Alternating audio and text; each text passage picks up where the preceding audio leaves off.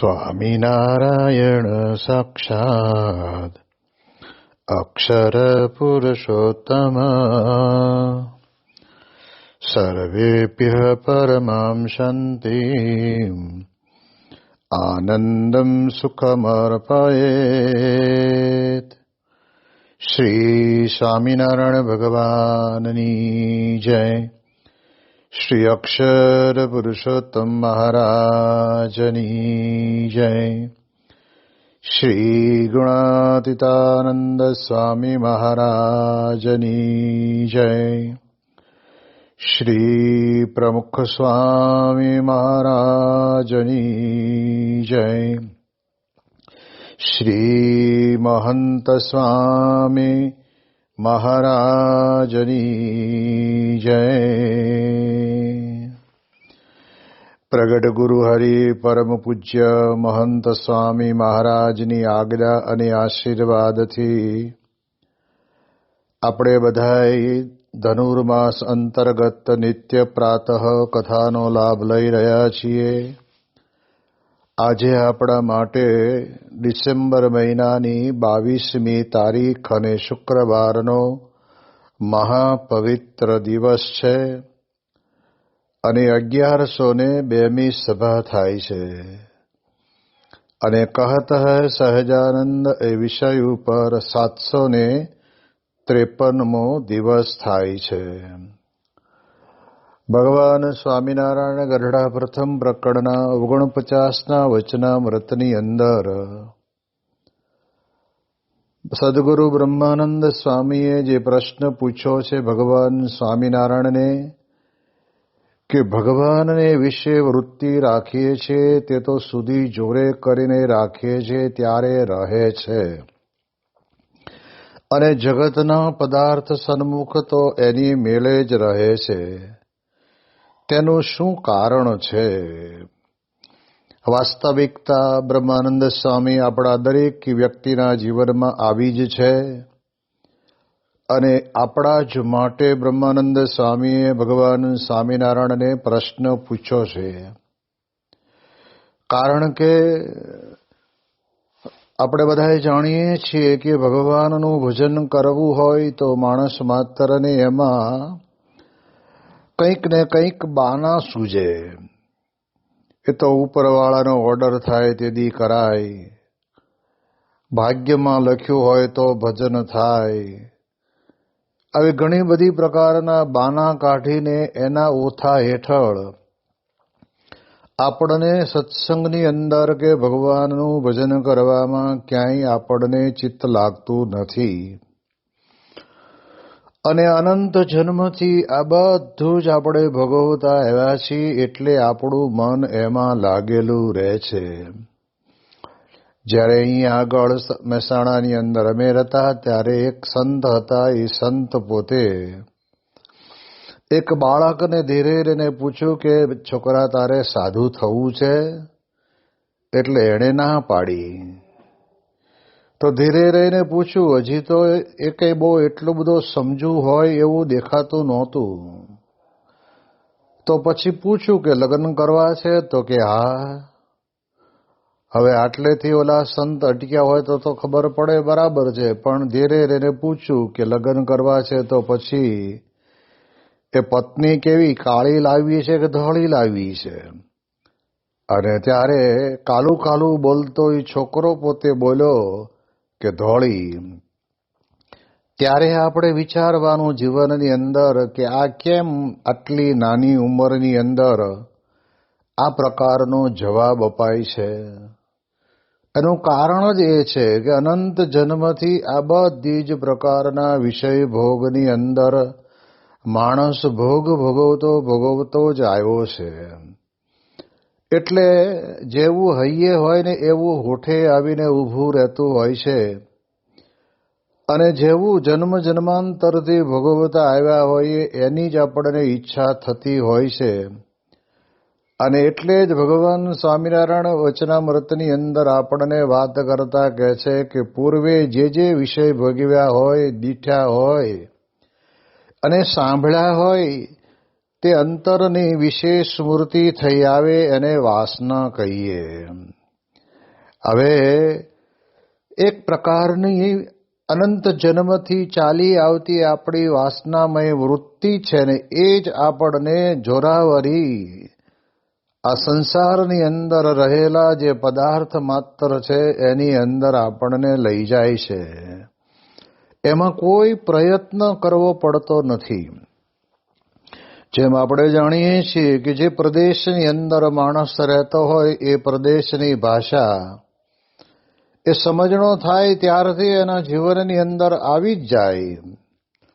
જેમ મારવાડમાં રહેતા હોય એ લોકો મારવાડી ભાષા બોલે, પછી મેવાડમાં રહેતા હોય એની મેવાડી ભાષા બોલે, પછી મુંબઈ જેવા મહારાષ્ટ્ર જેવા રાજ્યની અંદર રહેતા હોય તો મરાઠી ભાષા બોલે. એ તો ત્યાં જન્મેલા હોય અને તો પણ કહેવાય છે કે બહુ નાની ઉંમરની અંદર એ ભાષા બોલતા થઈ જાય છે. એમાં બહુ પ્રયત્ન કરવો પડતો નથી. અને એની સાથે સાથે કહીએ ને કે માનો કે કદાચ ગુજરાતમાંથી મહારાષ્ટ્રની અંદર કોઈ ગામડામાં કે કોઈ શહેરની અંદર ધંધાર્થે ગયા તો એને મરાઠી આવડી જાય. અમે ત્યાં આગળ જયા હતા તો તેલુગુ દેશની અંદર જવો કે પછી હૈદરાબાદની અંદર જવો તો ત્યાં તેની જે ભાષા હોય એ જ ભાષામાં આપણા ગુજરાતી ભાઈઓ ઘણા બધા રહે છે અને વેપાર ધંધો એ ભાષામાં જ કરે છે. એ આવડશે, પણ ભગવાનમાં વૃત્તિ રાખવી એ આપણને બહુ જ કઠણ પડે છે. એટલે માટે મહારાજે ગરડા પ્રથમ પ્રકરણના પહેલા વચનામૃતની અંદર આપણને સ્પષ્ટપણે કહી જ દીધું કે બ્રહ્માનંદ સ્વામીનો જ પ્રશ્ન છે. એની અંદર મહારાજ કહે છે કે આ દુનિયાની અંદર કઠણમાં કઠણ સાધન જો કોઈ હોય તો ભગવાનના સ્વરૂપને વિશે પોતાના મનની વૃત્તિને અખંડ સ્થિર રાખવી, એનાથી બીજું કોઈ કઠણ સાધન નથી. એટલે આ બહુ જ કઠણ ભૂમિકા છે. પરંતુ યાદ રાખવાનું કે એને જીવનની અંદર મહત્તા સમજાણી નથી ને એટલે સંસાર વ્યવહાર કરવો એમાં તો માણસને ક્યાં કોઈને કાંઈ શીખવાડવું પડે છે. એ ઓટોમેટિકલી ધંધાની અંદર જોતા જોતા પોતાને બધું આવડી જ જતું હોય છે. એ અનંત જન્મથી કરતો આવ્યો છે એટલે એ બધું ફાવવાનું. એમ મહારાજ પોતે ત્યાં આગળ મારા ખ્યાલ મુજબ કારિયાણીની અંદર બિરાજમાન હતા કે ગઢડામાં હતા એ બહુ યાદ રહ્યું નથી. પણ મહારાજની પાસે ત્યાં આગળ કોઈક હરિભક્ત એક કેરીનો ટોપલો લઈને આવ્યા અને તે વખતના સમયની અંદર ત્યાં નાનો એવો બાળક એ પોતે કેરી જોઈને પોતાના મનની અંદર એને ખાવાની ઈચ્છા થઈ. હવે વિચાર કરીએ તો ભગવાન સ્વામિનારાયણ એક સરસ મજાનો પ્રસંગ ઊભો કરીને આપણને બધાને સમજાવવા માગે છે. મહારાજે ધીરે રહીને આ બાજુના હાથમાં કેરી લઈને છોકરાને બતાવી કે લે, એટલે છોકરો છે આ બાજુ આવ્યો, આ બાજુના હાથમાં લઈને કહે છે કે આ બાજુ આવ્યો. આમ 2-3 વખત કેરી સરસ મજાની સુગંધદાર મગમગતી પાકેલી શાખની કેરી એને તો જોઈને એમ થયું કે આજે કેરી તો ભગવાન પાસેથી લેવી જ છે. એટલે ભગવાન સ્વામિનારાયણે ધીરે રહીને પૂછ્યું કેરી એક શરતે આપું કે શું? તો કે આ તારા ગળાની અંદર સોનાની ચેન પહેરી છે ને જેને તે જમાનાની અંદર ઉતરી ગયા હતા એ મને આપ તો હું તને કેરી આપું. બાળક પોતે તે વખતના સમયની અંદર ભગવાન સ્વામિનારાયણને ગળાની અંદર પહેરેલી ચેન એ કાઢીને આપી દીધી અને કેરી લઈ અને એક બાજુ જઈને ખાઈને હાથ ધોઈને પાછો આવી ગયો.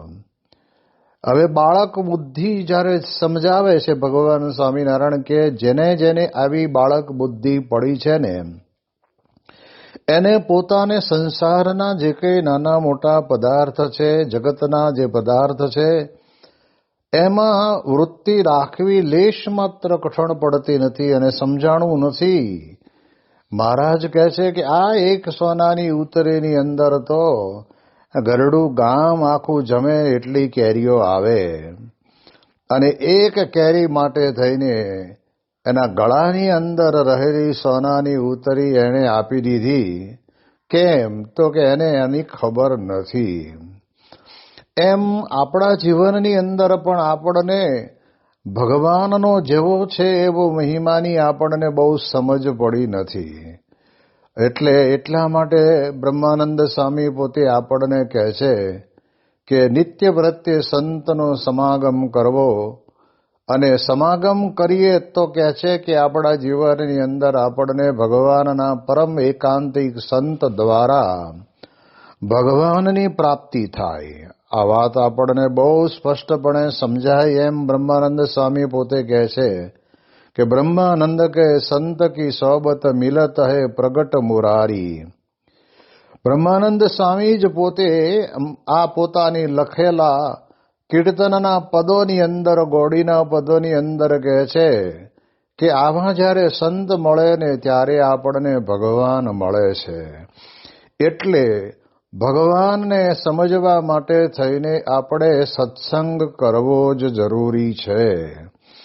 અને એટલા જ માટે આપણા ભારત વર્ષના ઇતિહાસની અંદર ભાગવત આદિ શાસ્ત્રોની અંદર પણ આપણને સત્સંગનો અતિશય મહિમા કયો છે કે સત્સંગે કરીને વ્યક્તિના જીવનની અંદર કેવી રીતે અને કેટલી ઉર્ધ્વ ગતિ થાય છે.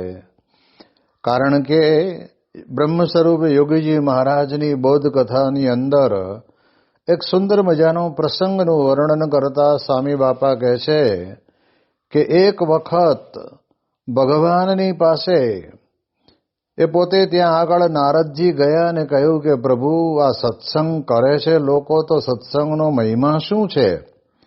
અને ત્યારે ભગવાને કહ્યું કે નારદજી, તમને ખબર ના પડી? આ તો એક નિમિત્ત ઊભું કર્યું હોય એમ સમજાય છે. નારદજી જેવા સંતને તો ખબર જ હોય ને, કારણ કે સંતના સમાગમે કરીને જ નારદજી પોતે ભગવાનનું મન કહેવાયા છે. પણ છતાંય તે ભગવાને કહ્યું કે જાઓ, આ ભારત દેશની અંદર અમુક ગામ બતાવ્યું. ગામની અંદર એક ઝાડ છે અને ઝાડ પાસે ત્યાં આગળ એક કાંતીડો છે.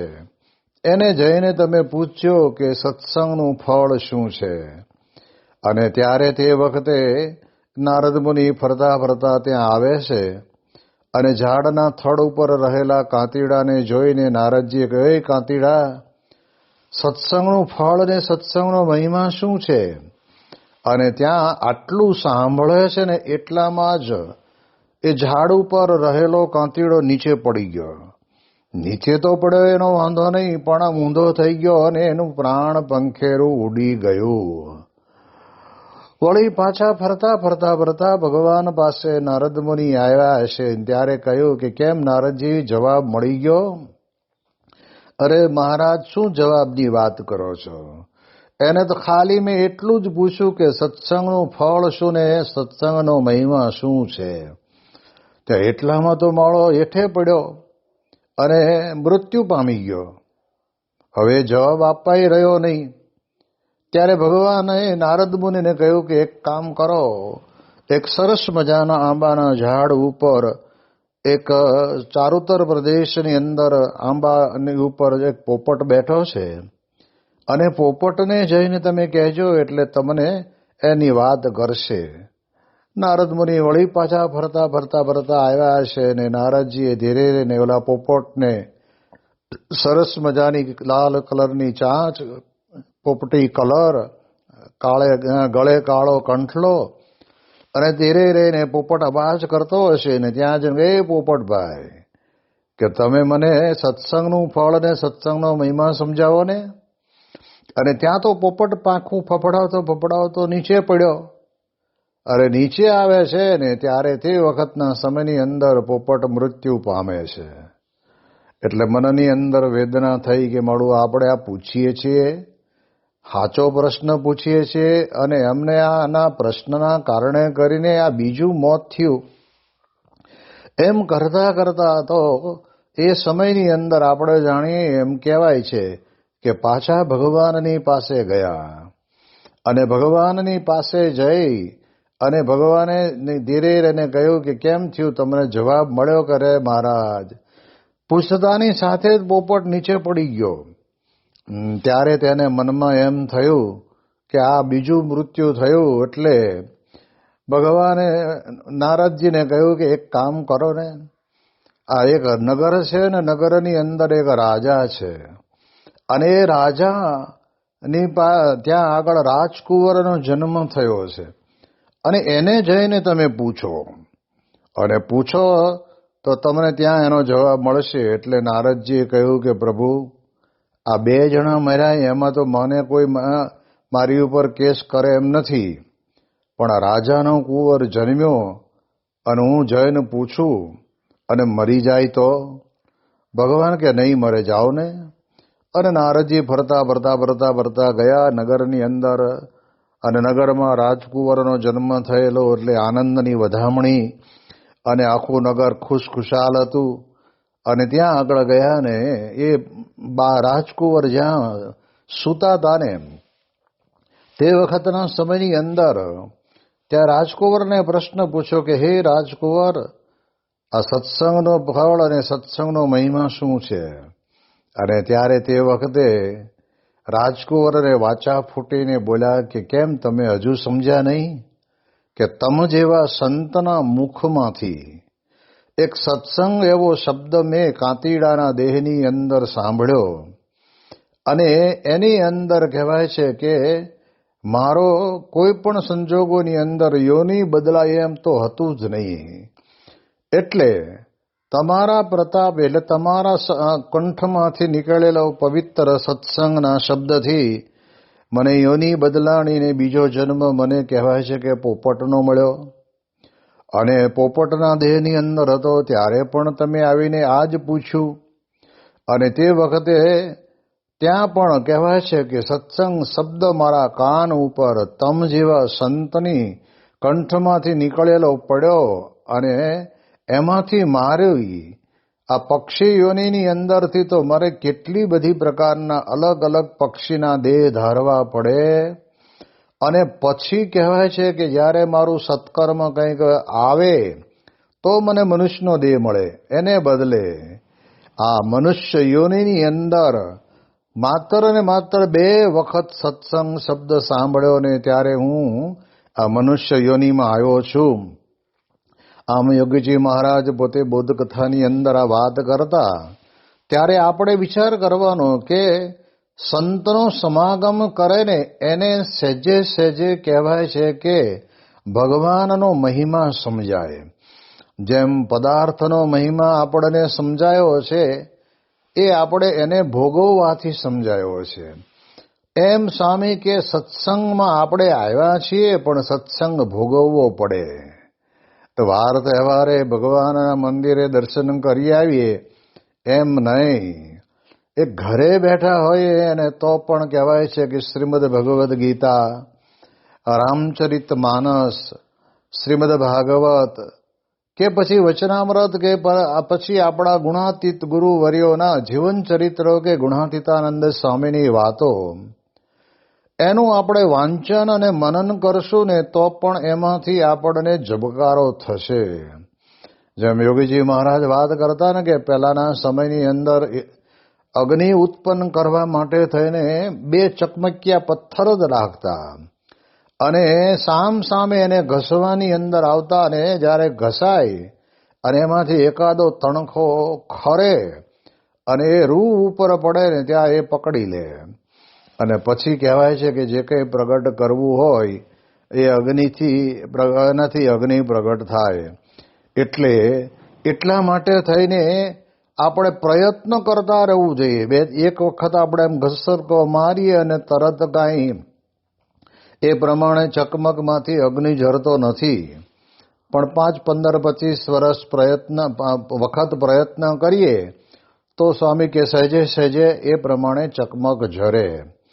એમ સત્સંગની અંદર પણ સત્સંગ અહોનિશ કરતા રહેવું પડે. કારણ એ છે કે સંસારમાં હોય કે ત્યાગાશ્રમમાં હોય, દરેક વ્યક્તિને સંસારની પ્રવૃત્તિનો વેગ ચડી જાય છે, અરે ત્યાગી હોય પણ જો ખરું નિશાન ભગવાન સંબંધી ન હોય, ભગવાન અને સંતને રાજી કરવા માટે હું આ સેવા કરું છું, એવી અંતરની અંદર રુચિ ન હોય ને, તો સ્વામી કહે છે કે આપણા જીવનની અંદર આપણને આ પ્રમાણે ભગવાનમાં મન લાગતું નથી, પણ પ્રવૃત્તિનો વેગ ચડી જાય છે.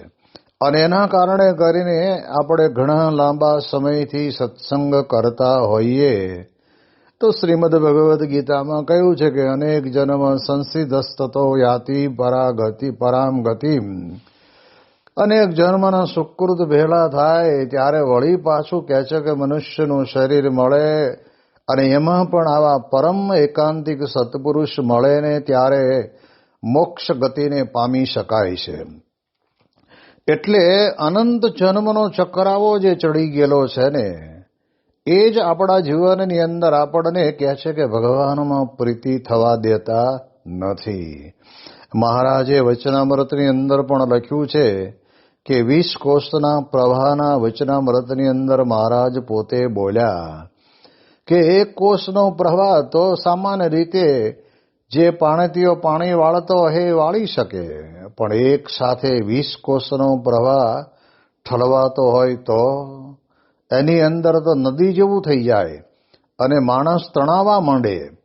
એમ સ્વામી કહે છે કે આપણે જો સત્સંગની અંદર 20 કોષના પ્રવાહની જેમ સત્સંગ કરતા જ રહીએ, દિવસે કરીએ, રાત્રે કરીએ, બેઠા નવરા હોય ત્યારે કરીએ, તો એમ કરતા કરતા કરતા જીવનની અંદર આપણે બધું આ પ્રમાણે કહેવાય છે કે ભગવદ પરાયણ થઈ શકાય, પણ કરવું પડે. એટલે કહે છે ને કે કર્યા વગર તો કાંઈ મળતું નથી. અને એ દ્રષ્ટિએ મહારાજ આપણને કહેતા કે બ્રહ્માનંદ સ્વામી પોતે પ્રશ્ન પૂછે છે, એની અંદર આપણને સ્પષ્ટ કહે છે કે ભગવાનમાં પ્રીતિ રાખવા જઈએ છીએ ત્યારે આપણને ભગવાનમાં પ્રીતિ રહેતી નથી, પણ સંસાર વ્યવહારનું કંઈક ને કંઈક યાદ આવે છે. જેને કહેવાય ને, આપણે ઘણી વખત પૂછીએ કે કેમ તમે પૂજા કરવા બેઠો છો અને બેઠા છો ને આવી રીતે તમને જગતના વિચારો આવે છે, તો એનું કારણ જ છે કે આપણે એના મય બની ગયેલા છીએ. જેમ ગુણાતીતાનંદ સ્વામી પોતે જૂનાગઢની અંદર બિરાજમાન હતા અને તે વખતે નાજા જોગિયા નામના હરિભક્ત પોતે મહારાજ પછી સાધુ થયેલા અને ઘનશ્યામદાસ એમનું નામ હતું. હવે એ પોતે આમ આંખ બંધ કરીને ધ્યાન કરીને બેઠા હોય. હવે ત્યારે તે વખતે તો ગમે તેવો લાગે ને, સ્વામી કે દેહની બાહ્ય ક્રિયાથી તો આપણે કોઈ વ્યક્તિને જેમ છે તેમ સમજી શકાય એવું છે જ નહીં. ભેગા રહેતા હોય ને તો પણ. ત્યાં રાજકોટની અંદર હું હતો અને ત્યારે એક ભાઈ આવ્યા ને મને કે સ્વામી 21 વર્ષનો છોકરો થયો પણ હું ઓળખી ન શક્યો. મારે ત્યાં જન્મ લીધો, મેં એને રમાડ્યો જમાડ્યો મોટો કર્યો અને ભણાવ્યો, પણ આવો અપલખણો થશે એની મને ખબર જ ન રહી. એને ઓળખી ન શક્યો કે આ આગળ જતા આવું કુપાત્ર બનશે. એટલે પોતાની જોડે રહેનારો પોતાનો જ વંશ અને વારસદાર જેને કહેવાય એ વ્યક્તિને જો પોતે ઓળખી ન શકતા હોય તો પછી બાહ્ય દ્રષ્ટિએ કોઈ આંખો બંધ કરીને બેઠું હોય, કોઈ એક પગે ઊભા રહીને માળા કરતા હોય, હવે એનું મન ભગવાનમાં લાગેલું છે કે નથી લાગેલું કેમ ખબર પડે? મહારાજ વચનામૃતની અંદર એક અદ્ભુત વાત કરે છે. મહારાજ કે ઘણી વખત ઘણા છે ને એવી જ રીતે ચાલતા હોય કે જાણે કોઈ જગ્યાએ એની વૃત્તિ ન હોય, અને ઘણાને ચારે બાજુ ચોજારી વૃત્તિ ફરી લઈને ફરતા હોય, પણ અંતરની અંદર લેશ માત્ર સ્ત્રી સંબંધી સુખનો જેને કે સંકલ્પ માત્ર ન થાય. એવી પ્રકારે પોતાના જીવનની અંદર એ રહેતા હોય. એટલે બાહ્ય દ્રષ્ટિએ આપણે જેટલું સમજી લઈએ છીએ એટલું એ સરળ નથી. એટલે ઘનશ્યામદાસ પોતે આંખો બંધ કરીને બેઠા હતા અને તે વખતે ગુણાતીતાનંદ સ્વામી પોતે ત્યાંથી નીકળ્યા હશે. એટલે સ્વામી તો પોતે અંતર્યામી છે. ભગવાન અને સંતનું એક બહુ જ મોટામાં મોટું ઐશ્વર્ય ગણો તો અંતર્યામીપણું આ સત્પુરુષના જીવનની અંદર રહેલું છે. એટલે ગુણાતીતાનંદ સ્વામીએ ધીરે રહીને ઘનશ્યામદાસને ધીરે રહીને કહ્યું કે ઘનશ્યામદાસ, તે તમે આ શું ધ્યાન કરો છો કે ચાળા ચૂથણું કરો છો? અને ત્યારે ઘનશ્યામદાસને મનમાં લાગી આવ્યું કે સ્વામી, આ બધાએ મને જોવે છે અને બધાએ મને વારંવાર કહે છે કે ઘનશ્યામદાસ તમારું તો ધ્યાનનું અંગ હો, અને હું ધ્યાન જ કરું છું. ત્યારે ગુણાતીતાનંદ સ્વામી અંતર્યામી છે એવી તો એને બહુ ખબર નહીં હોય, કારણ કે આપણું તો બીજો કોણ જાણે. એટલે ગુણાતીતાનંદ સ્વામીએ ધીરે રહીને કહ્યું કે સાધુરામ, સાચું બોલજો, ધ્યાન કરતા હતા, ભગવાનની મૂર્તિમાં રમમાણ હતા, કે પછી તમે ગઢડાની અંદર ગોપીનાથજી મહારાજના ગૌશાળાની અંદર સફેદ તલકાવાળી એક ભેંસ હતી ને, એના બરડા ઉપર ને એને માથે હાથ ફેરવતા હતા? અસ્વાભાવિક છે, જૂના જમાનાની રીત કે પશુ પ્રત્યે પ્રેમ હોય તો એ પશુને પણ એ માલિક પ્રત્યે પ્રેમ હોય. એટલે આવીને બાજુમાં ઊભું રહીને માથું નમાવે એટલે સમજી જવાનું કે આને માથામાં હાથ ફેરવો, એમ એનો કહેવાનો હેતુ છે. એટલે એ પ્રમાણે ઘનશ્યામદાસ પણ જ્યારે નાજા જોગિયા તરીકે હશે ત્યારે એમને આ ભેંસ વધારે વાલી હશે અને દૂધ પણ સારું આપતી હશે, ક્યારેય પાટું મારતી નહીં હોય. એ ભેંસને તે વખતના સમયની અંદર એને હાથ પણ ફેરવ્યો હશે, પણ કરેલી ક્રિયા છે ને એનો ડંખ માણસ માત્રના જીવની અંદર જ્યારે પેસી જાય છે ને પછી કહેવાય છે કે નીકળવું બહુ મુશ્કેલ પડે છે. અને આપણને આ જન્મ જન્માંતરનો ડંખ પડી ગયેલો છે, વિષય તરફ વૃત્તિ જવા દેવાનો. તમે જુઓ, ઘણી વખત સંતો વાત કરે, સંતો કે ને કે આપણે નાના હરિભક્તો કે સ્વામી કે અમારે કોઈ દી છોકરાને લઈને બાલ બજારમાં જવાય જ નહીં, નહીંતર જેટલી દુકાનો ભાડે ને કે મને પપ્પા આ લાવી આપો, મને આ લાવી આપો, મને આ લાવી આપો. ત્યારે સંતો બહુ સરસ મજાનું મનન આપ્યું કે છોકરો તો નાનો છે ને એની કંઈ માગણી કંઈ બહુ મોટી કંઈ લાખ રૂપિયાની ન હોય. એ કદાચ નાની મોટી રમકડું જેવું કંઈ જોતું ભાડ્યું હોય તો લે, કે 5-10 પૈસાનો બરફનો ગોળો ભાળી જાય તો એ ખાવાની ઈચ્છા કરે.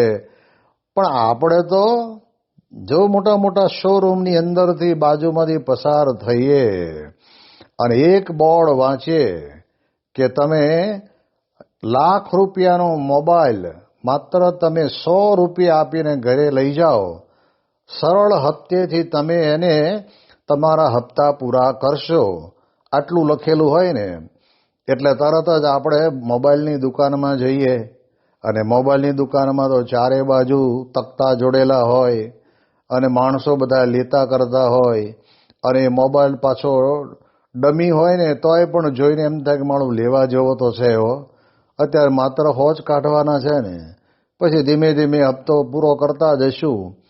એટલે એવી રીતે 100 રૂપિયાના હપ્તાની લાલચમાં 1 લાખ રૂપિયાનો મોબાઈલ લેવાની ઈચ્છા અંતરમાં જાગે તો છોકરા કરતા તો આપણે ગયા. સ્વામી કે કાયમ માટે પ્રમુખ સ્વામી મહારાજ કહેતા કે જેવડી પછેડી હોય ને એવડી જ હોડ તણાય. પછી આપણે હોય 5 ફૂટ અને તમે 7 ફૂટની હોડ તાણવા જાઓ તો નહીં મેળ આવે. અને ઘણી વખત એમાંય પણ લોકો કહે છે કે નાડા હારું નડિયાદ ન જવાય. એ જે હોય એ પ્રમાણે આપણે જીવન જીવી લેવાનું. તો સ્વામી કે બીજે જન્મે પણ આપણને પદાર્થની અંદર ક્યાંય આસક્તિ થશે નહીં.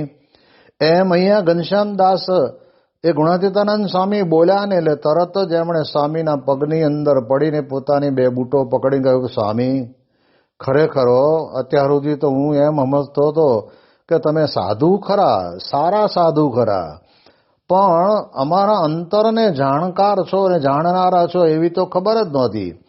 એટલે ખંડિયા રાજા સમજતો, પણ આજ તો હવે ખબર પડી કે તમે તો ચક્રવર્તી રાજા છો. એમ ઘનશ્યામદાસ જેવા ત્યાગી હતા એને પણ સ્વામી કે વૃત્તિ તો ભગવાનમાં રહી નહીં. અને આ પ્રમાણે કહેવાય છે કે ગઢડાની ગોપીનાથજી મહારાજની એ ગૌશાળાની અંદર એમની ચિત્તની વૃત્તિ પહોંચી ગઈ. હવે પોતાનો દેહ જૂનાગઢમાં, પોતાના બધા 10 ઇન્દ્રિયો જૂનાગઢમાં, અને જેને મનને આપણે ક્યાંય જોયું નથી, મનને હાથ પગ નથી, પણ મારો વાલું એ વિચાર કરે અને ક્યાં જઈને પહોંચે. અત્યારે ઘણી વખત હવે તો પરદેશનો ક્રેઝ વધી ગયો, એટલે ખાલી અમેરિકા બોલીએ ને એટલે જેટલા હોય અમેરિકાથી આવ્યા હોય અથવા તો એકાદ વખત ફરવા ગયા હોય ને તો તરત જ અમેરિકા અમેરિકા એના અંતરની અંદર યાદ આવ્યા કરે. એટલે એટલા માટે થઈને બ્રહ્માનંદ સ્વામીએ બહુ અદભુત પ્રશ્ન પૂછ્યો છે. એની વિશેષ વાતો આપણે આવતીકાલે કરીશું. શ્રી સ્વામિનારાયણ ભગવાનની જય.